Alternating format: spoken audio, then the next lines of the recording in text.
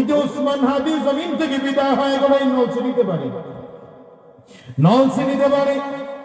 ওসমান হাদি জমিন থেকে বিদায় হয়ে গেল, ভারতের আধিপত্যবাদের বিরুদ্ধে কথা বলার কারণে পিজাসের দলটা তার জমিন থেকে বিদায় করে দিল, মাথায় গুলি করা হলো। ওরা মনে করেছে একজন ওসমান হাদিরে মারলো, কিন্তু আমি তো বলি না না, ওই ওসমান হাদির মতো মরণ তো এটা আমারও কামনা।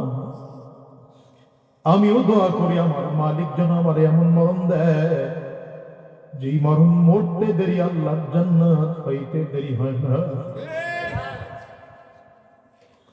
বাজান রে, মরণ তো লাগবে, আজ মরি আর আগামীকাল মরি, এই তো ব্যাপার। হয়তো কেউ আগে যাবে, কেউ পরে যাবে, এর মধ্যে কোনো পার্থক্য নাই। কিন্তু যদি বিছানায় বসে মরণ হয়, তাইলে এই মরণের জান্নাত পাবো এমন কোনো গ্যারান্টি নেই। আমি যদি চায়ের দোকানে বসে মারা যাই, জান্নাত পাবো এমন গ্যারান্টি নাই।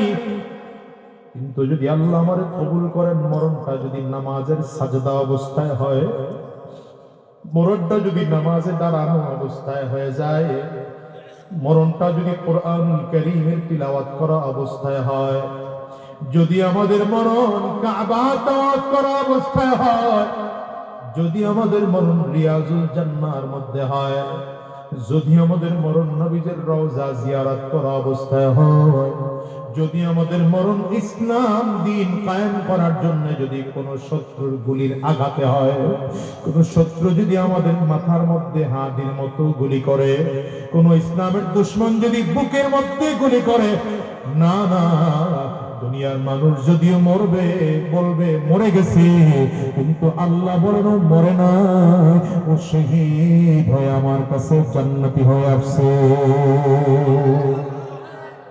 এই জন্য মুসলমানের অনুরোধ করে যাব, ব্যক্তিগত জীবনে ইসলাম লাগবে, পারিবারিক জীবনে ইসলাম লাগবে, সামাজিক জীবনে ইসলাম লাগবে, রাষ্ট্রীয় জীবনে ইসলাম লাগবে।